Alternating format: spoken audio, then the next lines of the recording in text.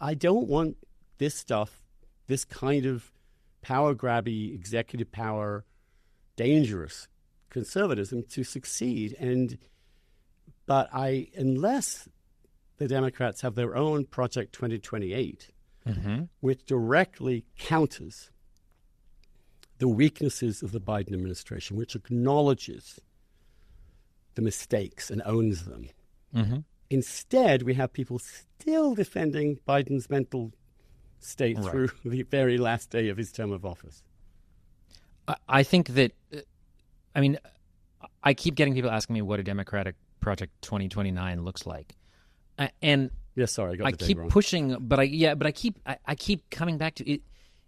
The problem, creating a sort of mirror image is only likely to encourage more executive power grabbing. What has to happen is empowerment of Congress more than anything. And obviously you need to have a presidential platform and you need to solve these issues the Democrats haven't figured out. You need to stop at some point litigating the 2024 election and start thinking about the next one. But anything that is premised on the mirror image is going to give you just more executive power still. Well, yes, but if you had a legislative program that attempted to address these issues aggressively, let's say E-Verify, there's a simple example. Sure.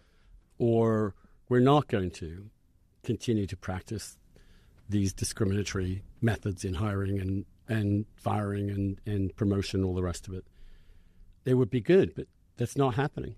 You see, I'm interested to see some things like, I believe I saw a headline today that the Pennsylvania legislature is moving forward on voter ID with Democratic votes.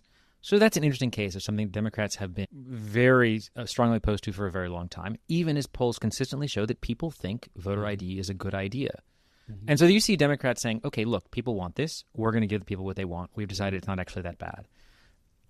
You can imagine something like that happening on a broader level. But I think that the incentives in Congress are so warped by the lack of competitive districts that it's hard to create a legislative program that everyone can get on board with. You can create a presidential platform that everyone gets on board with because you're giving something to everybody. But it's hard to construct that in the same way with a legislative program. But that's how a Congress is shaped. The president runs on a set of priorities. It used to set out a series of laws, not just executive orders. When I did a piece on this like a couple of weeks ago, I went through and looked at the number of laws that have actually been passed.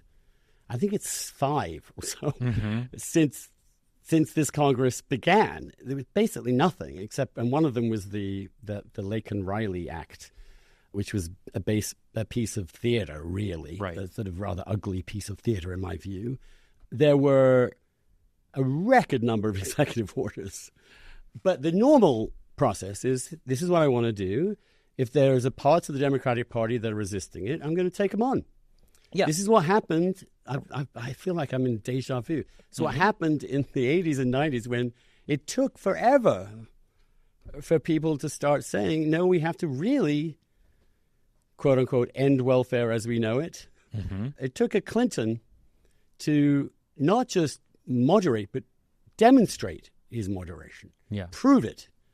I think that what's happened is that the way that the left has evolved since then, it has become so radicalized that no Democrat could make such an argument anymore and succeed, which to my mind means ceding the government of the United States to a certain kind of revanchist republicanism for the foreseeable future. Right. Yeah, it's interesting. That's how Biden won, but it's not how Biden governed, which is... Yes.